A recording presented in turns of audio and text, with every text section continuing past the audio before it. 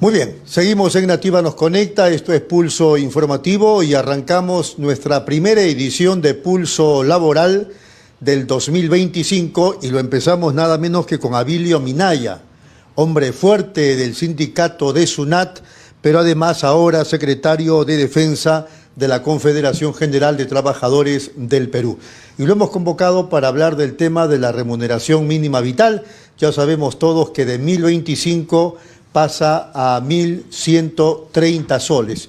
¿Cómo es este asunto del mecanismo del aumento de las remuneraciones, la aplicación del aumento salarial para los trabajadores estatales? Abilio, ¿cómo está? Buenos días. Buenos días. Gracias por la invitación. Lo primero que tengo que aclarar es que yo no soy secretario de Defensa, soy uno de los 5 secretarios de Defensa de la CGTP. El que está a cargo principalmente del compañero Moisés Vega, ¿no? Para que no se vaya a malentender, en fin.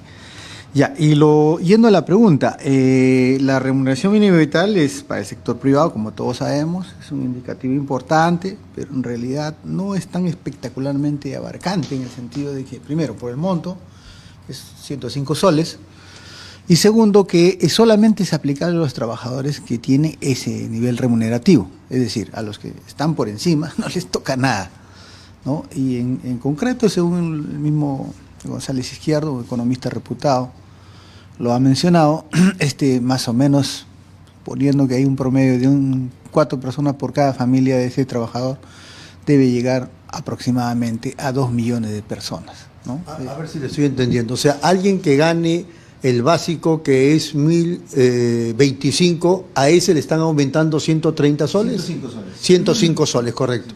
Pero aquel que gana, por ejemplo, a 1200 o 1500. Ya no le toca.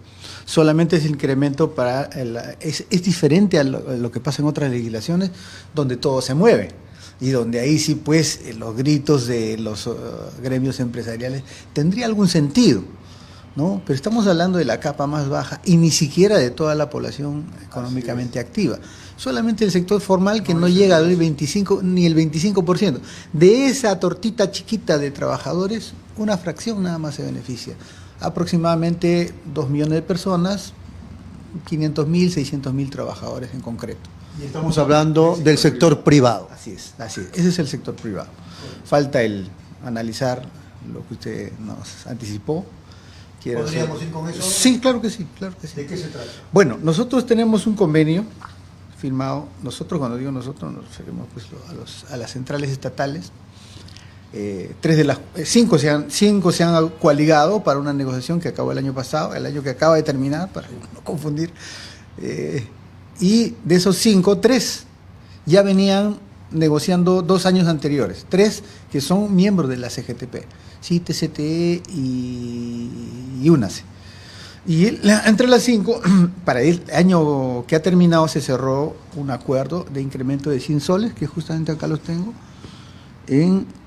para los 3 regímenes generales, ¿no? 728, 100 soles, incremento a partir del 1 de enero, del decreto legislativo 1057, casi en el 30.057, que pasó a ser un régimen más 100, para el régimen de carrera penitenciaria 100, para el servicio diplomático 100. Esto es lo que ha venido cumpliéndose, ejecutándose por el gobierno. Hay que ser hidalgos en reconocer que en eso, tal cual se comprometió a partir del 1 de enero, esta norma salió el 28 de diciembre, ¿no? El Día de los Inocentes, pero bueno. Arranca su vigencia a partir del enero. 1 de enero de este año, del año que estamos en curso. Eso no se puede discutir, eso está bien. Sí, no se puede discutir, es parte de un acuerdo, de un pacto social que han llegado las 5 centrales esta vez, las 5 centrales estatales, sindicales estatales. Podríamos entrar ya más bien a discutir si el gobierno pudo haber dado más, pero digamos que esa correspondería a otro enfoque, ¿no? En lo que concierne al cumplimiento del pacto suscrito por las 2 partes, empleador, Estado y trabajadores, confederaciones estatales, ni vuelta que darle. Ese pacto, digamos, habla de otros incrementos más adelante. Eso es todo lo que ofrece de incrementos. No hay hay bonos, ¿no?, sectoriales, por ejemplo, para el 276, un poquito técnico, hay un incremento en el MUC, que es un concepto que no se emplea en otros regímenes laborales. Sí. Existen bonos, digamos, que se pagan hasta 200 soles, que es un bono excepcional único que se le va a pagar a todos los trabajadores que pertenecen a estas 5 confederaciones estatales. Es un bono que no lo recibe y chao. No es pensionable, está sujeto a descuento. Por única vez está sujeto al descuento de los impuestos de ley. Y esos son todos los conceptos de contenido económico, ¿no? Globalmente hablando, ¿qué impresión tiene usted de cómo fue el tratamiento del sector laboral del 2024 por parte del Estado? Bueno, eso es una raya más al tigre, el año 2024 que acaba de terminar, porque fíjese usted, acá tenemos cifras que me he documentado, he revisado la página del mes del BCR, con relación al incremento de la remuneración mínima vital, para cerrar ese tema, de 72 soles que fue en 1990, estamos terminando en 1.130, el último incremento, ¿no? El Producto Bruto Interno incrementó de 35.000 millones de dólares a este año 2023, el último mensurable con cifras concretas, de 267.600 millones de dólares. Es decir, ha pegado un salto de casi llegar a decuplicar lo que se produjo el año 90. En cuanto a la tasa de inflación, que es lo que nos importa porque tiene una conexión directa con la elevación del costo de vida, tenemos, bueno, solamente he sacado algunas cifras puntuales. Acuérdense que la tasa inflacionaria el año 90 era de 7.481%. Después, gracias a Alan García, pero después, gracias a Fujimori, hay que decirlo también, porque hay cosas que no todo es negativo en el tiempo de Fujimori, hay cosas que se hicieron bien. Una de las cosas que se hizo, claro, después de un shock brutal, pero bueno. Era necesario. Sí, pero habría que ver. Puso Vargas Llosa en su momento. Sí, pero digamos que pudo haberse efectuado de tal manera que no sufriera la capa más pobre que vive en el día a día. Pero en fin, es una discusión ya que de repente es más del lado académico. En términos concretos, tenemos la inflación. Es verdad lo que dice la República, que repite lo que dice el BCR, tenemos la tasa inflacionaria más baja de la región. Actualmente, fíjese, del 2014, los últimos 10 años, 3.4, 3.40, 3.5, 2.9, 1.1, 2.25, 2, 4. El más alto que se disparó un poquito fue el 2022, de 8.3. Después bajó, se estabilizó, estamos hablando de tiempo de digamos, el tercer año de la pandemia, a 6.5, y este año 3.5. ¿Esto qué significa? En términos, solamente en los últimos 10 años, cerca del 60% de acumulación de inflación. ¿Qué quiere decir? Que si yo compraba 10 panes con, digamos, 5 soles, ¿no? Ahora solamente puedo comprar 4 panes, porque se devaluó el 60%.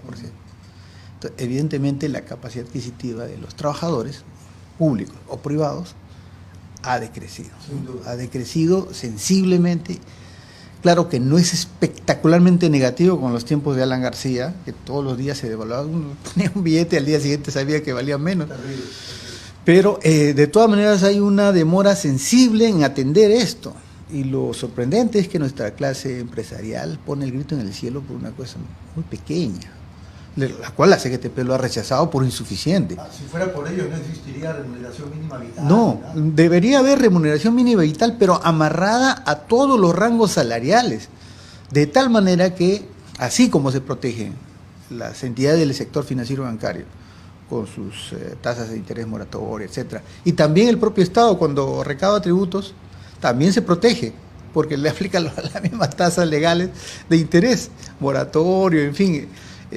La clase trabajadora, ¿cómo se protege contra este tipo de, digamos, situaciones fácticas que afectan su día a día y su capacidad adquisitiva? Entonces, nos gustaría que la remuneración mínima vital, primero, si es pequeña, bueno, por lo menos significara que todo se mueve también hacia arriba. De tal manera que todos los trabajadores sentirían que sí, pues hay que defender el incremento y hay que sustentarlo con cifras, la viabilidad de los incrementos que necesita la población.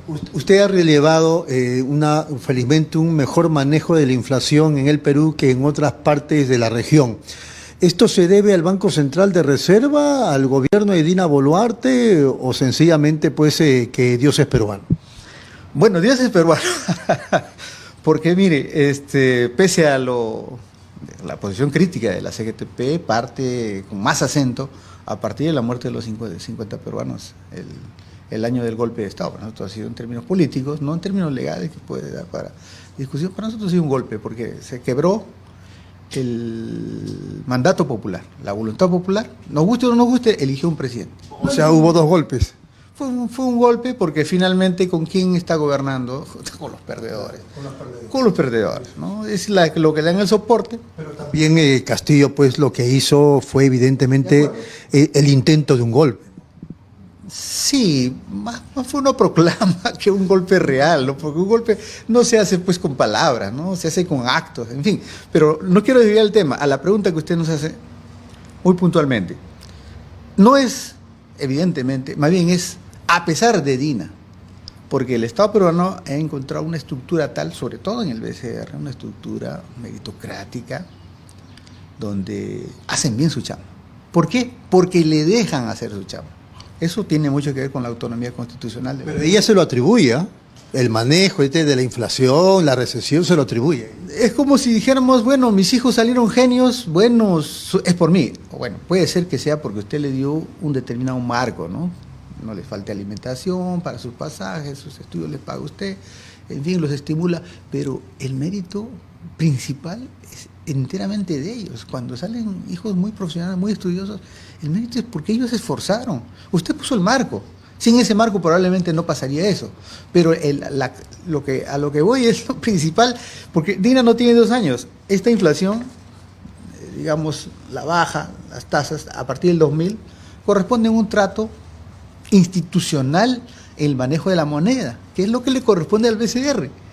Si el BCR ha demostrado, efectivamente también, no es que personalicemos, pero los últimos 20 años ha estado al frente el señor Julio Velarde.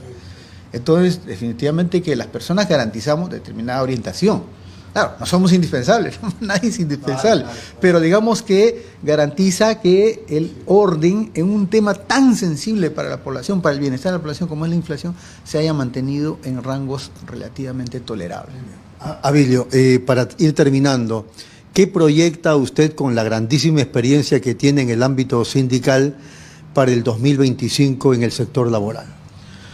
Bueno, nosotros tenemos en curso un pliego que ya se presentó en el mes de noviembre, un pliego centralizado como centrales. Nosotros nos circunscribimos a lo que se desarrolle en el marco de la negociación colectiva. Esperemos que haya un mejor espacio fiscal. Muchos han acusado durante el último trimestre, sobre todo, que los niveles de déficit del sector público se han incrementado, ¿no? Hasta ahora, efectivamente, yo tengo otra cifra que también no es mía, esto lo pueden consultar. Del 2023 ha sido 5%, el proyectado todavía no tengo el de 2024, el déficit bordea los 5 puntos según todos los especialistas. Eso quiere decir que lo que ha recaudado, ya sea por la parte fiscal como por la parte tributaria, los ingresos públicos no alcanzan. Y si no alcanzan, ¿de dónde va a cubrir el faltante? Va a ser con deuda o con emisión inorgánica, que ya no se hace menos mal, hace más de 35 años. Entonces, con deuda es simplemente patearla a las generaciones futuras el pago de eso. Entonces, nosotros hemos planteado de la CGTP que haya un reexamen del modelo tributario, porque el modelo tributario permite muchísimos beneficios tributarios sin evaluación, sin saber qué resultados están dando, que ese ingreso público se derive a determinados sectores o determinados beneficiarios y no se mida si esto está siendo bien utilizado o no, uno. Y segundo, que hay una alta carga impositiva sobre la renta del trabajo, es decir, los trabajadores, cuando deberíamos redistribuir todo eso hacia la renta de las empresas, ¿no? Que muchas veces reinvierten y toleran, digamos, reducir la carga tributaria. Aparte, hemos examinado el sector minero, pero hay muchas formas de incrementar los ingresos. Estamos en un histórico más o menos estancado de 15 puntos porcentuales del PBI durante los últimos 30 años. sería 35, pero los 5 primeros años no los incluyo en el conteo. ¿Y qué quiere decir eso? No hemos podido superar que estamos antepenúltimos en la región en recaudación tributaria. El estándar es de 22 de toda la región y queremos entrar a la OCDE está por encima de 30 puntos porcentuales. Entonces, definitivamente hay que revisar eso porque eso garantizaría que también haya ingresos públicos de los cuales se pueda brindar para fortalecer la administración tributaria y los servicios a la ciudadanía. Brevemente, ¿a quién le correspondería revisar este asunto tributario? Al Congreso, conforme a la Constitución, es el Congreso digamos, el que tiene la potestad para examinar, plantear, replantear, eliminar, modificar, etcétera, todo lo que es el aspecto tributario. Dice, ¿estamos penúltimos o antepenúltimos en recaudación tributaria? En la región, sí. Sí, antepenúltimos, si mal no tengo, no he traído las cifras ahora, pero es fácil de corroborar. Usted pone ahí el ranking de presión tributaria en el buscador y plum, le va a botar ahí el Perú. No sé si estamos hablando de lo mismo, pero a los chiquitos, a los pequeñitos los agarran del cuello los de la SUNAT y en cambio a los grandotes más bien les exoneran sus deudas. Bueno, eso correspondió a una parte de la historia. Probablemente en los años 85 hasta el 90 y tanto, los primeros años 90. Eso ya no existe. Ahora, existen regímenes más bien exoneratorios. No sé si la palabra sea exoneratorio, pero regímenes que reducen bastante la carga a los chiquitos, a los medianos, a los pequeños, a los micros, ¿no? Que son los regímenes especiales de la renta. Inclusive pagan un solo tipo de impuesto. Ya no pagan lo que paga toda empresa, ¿no?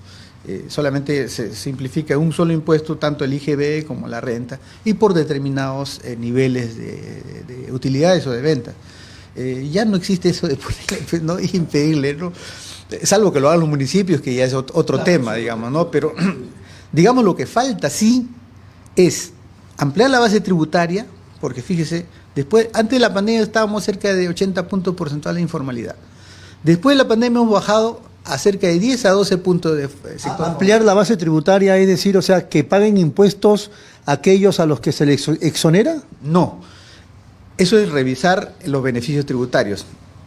Un beneficio tributario es la exoneración. Yo me refiero a que hay un sector más o menos invisible, que es más del 80. Los especialistas más o menos están entre 85 y 90 puntos porcentuales de toda la actividad económica que no tributa, porque es invisible a los ojos del Estado. ¿No? Usted va a comprar acá el heladito al señor que pasa, por decir, ¿no? Ese señor no tiene un empleador, no tiene un RUC, no tributa. Lo único que hace, bueno, no sé si lo único, pero tributa su IGB, pero no lo puede contraponer para descontar, para poder tener un impuesto más reducido, porque simplemente no paga nada. Entonces, así como él, claro, eso es un ejemplo muy, muy, muy estereotipado, digamos, pero el 85% de los que produce, de los que activamos económicamente, no existe para el sector formal. Por lo tanto, inclusive este incremento que fue el motivo de esta entrevista, solamente alcanza ese pequeñísimo sector. Y de ese pequeñísimo sector solamente hay 500.000, 600.000 trabajadores del sector privado. Entonces, el tema es revisar, entrar a un foro realmente con mucha seriedad y voluntad política de ver dónde es que se nos está, hay grandes evasores, hay un sistema impositivo que ya tiene más de 35 años, que deberíamos por lo menos revisarlo e incrementar la carga, fortaleciendo la entidad tributaria, fortalecer su capacidad de fiscalizar, que se ha debilitado bastante. Hay herramientas enormes ahora con la inteligencia artificial, ¿no? Aparte del tema informático, en fin. Ahí podría hacerse mucho. Eso dependerá pues de los actores políticos que asuman tareas como esta.